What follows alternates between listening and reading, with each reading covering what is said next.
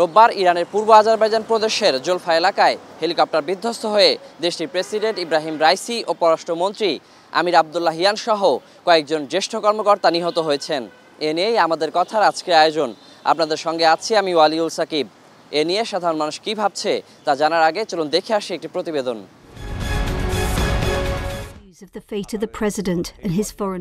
বৈরী আবহাওয়ায় পড়ে ইরানের প্রেসিডেন্ট ইব্রাহিম রাইসিকে বহনকারী হেলিকপ্টারটি রোববার বিধ্বস্ত হয়। বিধ্বস্ত হবার অন্তত 12 ঘণ্টা পর হেলিকপ্টারটির ধ্বংসাবশেষের সন্ধান পান উদ্ধারকারীরা।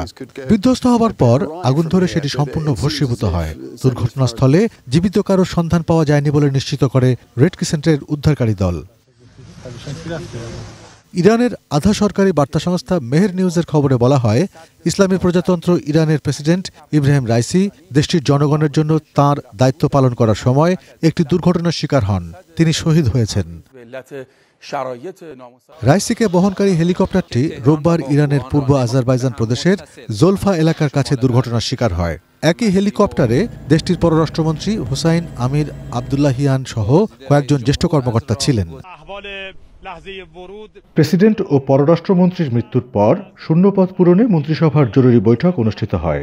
এ সময় অন্তর্বর্তীকালীন প্রেসিডেন্ট হিসেবে নিয়োগ পেয়েছেন ভাইস প্রেসিডেন্ট মোহাম্মদ মুখবার, আর নতুন পররাষ্ট্রমন্ত্রী হিসেবে দায়িত্ব পেয়েছেন আলী বাঘেরি কানি। তাদের নিয়োগ অনুমোদন করেছেন ইরানের সর্বোচ্চ ধর্মীয় নেতা আয়াতুল্লাহ আলী খামেনি।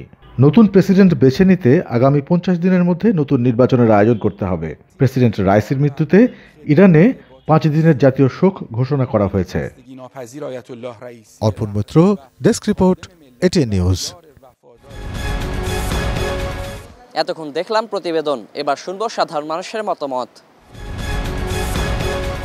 অবশ্যই মুসলিম বিশ্বের জন্য এটা একটা বড় রকম একটা ঘটনা, এবং আশা করি যে ইন ফিউচার যিনি আসবেন, যাকে নিয়ে কথা হচ্ছে, তিনিও বরাবরের মতোই ইরানের যে শৌর্যবৃত্তি সেটা ধরে রাখবেন সামনে। আর বিভিন্ন কথা হচ্ছে, যেরকম হচ্ছে এটা আমেরিকার তৈরি যেহেতু হেলিকপ্টার ছিল, বা এখানে তাদের কোনো ষড়যন্ত্র আছে কিনা, যেহেতু তার একটা শক্ত অবস্থান আমরা বরাবরই দেখতে পেয়েছি। তো এটা যদিও এটা হচ্ছে একটা অনুসন্ধানের বিষয়, তো আশা করি অনুসন্ধানে অনেক কিছু বের হয়ে আসবে। যে ঘটনাটা ঘটলো আমাদের মুসলিম বিশ্বের জন্য বা মুসলিমদের জন্য একটা দুঃখজনক ঘটনা, এটা আমরা আশা করিনি। এখন আমাদের কাছে, আমরা সাধারণ পাবলিক, আমাদের কাছে যেটা মনে হয় যে এটার পিছনে বড় কারো হাত আছে। হ্যাঁ, যেহেতু সে কিছুদিন আগে আমেরিকার বিপক্ষে কথা বলেছে, সে ইসরায়েলে ইহুদিদের বিপক্ষে হামলা করেছে। হ্যাঁ, সব কিছু মিলিয়ে আমাদের জন্য আসলে এটা মুসলিমদের জন্য একটা হুমকি স্বরূপ বলা যায়, এবং এটার পিছনে আমার মনে হয় বড় কোনো হাত রয়েছে। আমরা খুব মর্মাহত যে একজন প্রেসিডেন্ট এখন দুর্ঘটনাবশত অথবা কোনো হামলাবশত মারা গেল। সবাই শোকাহত, কারণ একজন মুসলমান দেশের সে প্রেসিডেন্ট ছিল। নেক্সট টাইম যে আসবে সে জানি আমাদের মুসলমানদের, সে তো মুসলমান দেশ, সুতরাং সেরকম ভালো একটা শাসক আসুক, জানি দেশটাকে ভালোভাবে ধরে রাখুক, এবং নেক্সট জেনারেশন হেয়ার দিকে তাকায় জানি দেশের কিছু একটা ভালো ফলাফল আশা করি। ইরানে যে দুর্ঘটনাটা হয়েছে, এখনও ওইখানকার মিডিয়াও এরকম সিউরিটি দিচ্ছে না যে ওইটা কি ষড়যন্ত্রমূলক নাকি একটা অ্যাক্সিডেন্ট।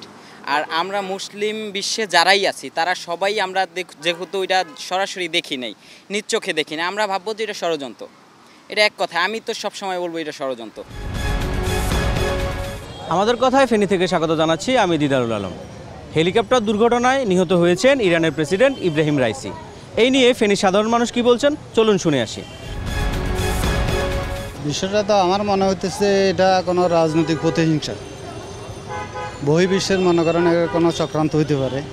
যেহেতু ইরানের সাথে মুসলিম বিশ্বের মধ্যে ইরান শক্তিশালী একটা দেশ, এবং কি ফিলিস্তিনের ব্যাপারে কথাবার্তা বলছে, এই জন্য মনে হইতেছে আর কি বহির্বিশ্বের একটা চাল হইতে পারে।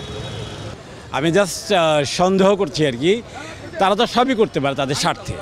এটা হয়তো এক ধরনের তাদের ছিল যে দে উইল বি ভ্যানিশ হিম, তাহলে হয়তো বা এদিকে তারা আগ্রাসন চালাবে না। এটা আমি জাস্ট আমার সন্দেহের কথা বলছি আর কি। এটা সন্দেহজনক, যেমন যে ইসরায়েলের সাথে যে একটা দ্বন্দ্ব চলতেছে, ইয়েমেনের ইস্যু, তারপরে ফিলিস্তিনের ইস্যু মূল যেটা, এটা তো সন্দেহজনক। যেহেতু আজারবাইজানের এই বর্ডারে এই ঘটনাটা ঘটছে, এখন এটা ইরানের অভ্যন্তরীণ ইস্যু হইতে পারে বা ইসরায়েলের কোনো এই ষড়যন্ত্র হইতে পারে।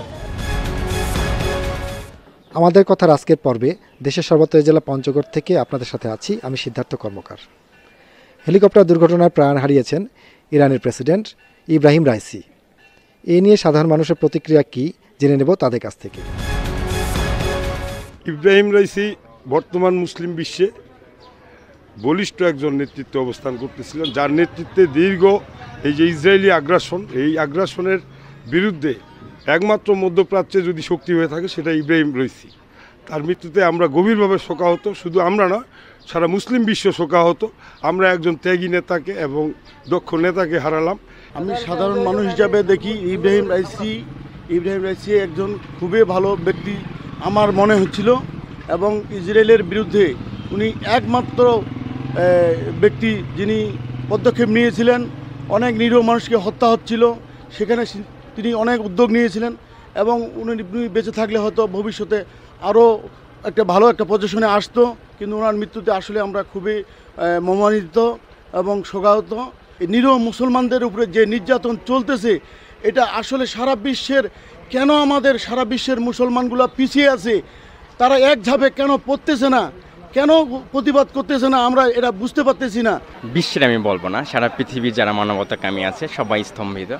কারণ যে মুহূর্তে ফিলিস্তিনের পাশে গিয়ে দাঁড়ানো ছিল না, কারণ আমেরিকার প্রেসিডেন্ট জো বাইডেন যেভাবে নির্লজ্জভাবে ইসরায়েলকে অস্ত্র দিয়ে হোক, তারপর আপনার টেকনোলজিক্যাল বিভিন্ন সাপোর্ট দিয়ে ফিলিস্তিনের নিপীড়িত জনগণকে যেভাবে লুণ্ঠিত করতেছে, তো আমি মনে করি এই যে হত্যাকাণ্ড ঠিক বলতে এই যে ইরানের প্রেসিডেন্ট হেলিকপ্টার দুর্ঘটনা, এটা কি আসলে নিছক কোনো দুর্ঘটনা নাকি ষড়যন্ত্র, এটা আমি সারা পৃথিবীর মানবতাকামী মানুষ হিসেবে এটা আসলে সুষ্ঠু তদন্ত চাই। ইব্রাহিম রাইসির মৃত্যু আসলে এটা অনেক দুঃখজনক। যেই মুহূর্তে সারা পৃথিবী তার ভিতরে একটা প্রতিবাদী কণ্ঠস্বরে বাহবা দিয়েছে, আজকে সেই দেশের প্রেসিডেন্টের এই এই হেলিকপ্টার দুর্ঘটনা, এইটা আসলে এটার একটা সুষ্ঠু তদন্ত, এটা দুর্ঘটনা নাকি কোনো ষড়যন্ত্র পরিকল্পনা, এটা নিয়ে বাংলাদেশ সহ আমাদের জেলা পঞ্চগড় সহ সারা পৃথিবীকে এর সুষ্ঠু তদন্তের জন্য আহ্বান জানাচ্ছি। আমাদের কথার আয়োজন এই পর্যন্তই।